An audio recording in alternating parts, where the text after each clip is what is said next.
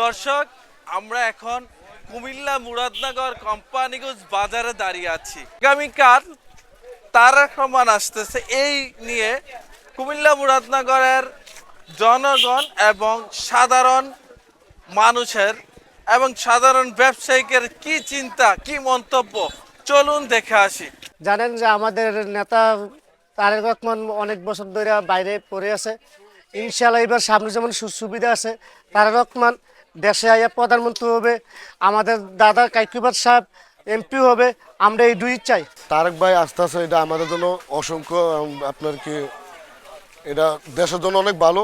আর তারেক ভাই আসলে যদি বিএনপি সরকার যদি পাস হয় বা দাদা যদি আপনার এমপি ইলেকশনে যদি পাস হয়, আশা করি মুরাদনগর কোম্পানিগঞ্জ বাজার খুব ভালো চলবে। চাঁদাবাজ বা দুর্নীতি কোনো কিছু থাকবে না।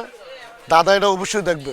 উনি আসক, আগামীকাল আসক, আইসা আমাদের বাংলাদেশের ভিতরে উনি 16 বছর ধরে আসে নাই, উনি আইসা আমাদের বাংলাদেশটা আরো উন্নত করুক, তারপরে আমাদের বাংলাদেশের আরো উন্নত করার জন্য আমি দোয়া করি উনি প্রধানমন্ত্রী হয় আমাদের আশা থাকবে সর্বপ্রথম আইন শৃঙ্খলা নিয়ন্ত্রণ, দেশের অর্থনৈতিক উন্নয়ন এবং কৃষি এবং ব্যবসা বাণিজ্য, বাণিজ্যিক এবং বৈদেশিক কর্মসংস্থান, ছেলেদের কর্মসংস্থান এবং ছেলে মেয়েদের লেখাপড়ার মান উন্নয়ন, এগুলি আমাদের দাবি থাকবে, প্রধান উৎস এগুলি থাকবে। আপনার দেশ ভালোভাবে চলুক, হ্যাঁ, ওনার প্রধানমন্ত্রী হোক, এই তো চাওয়া।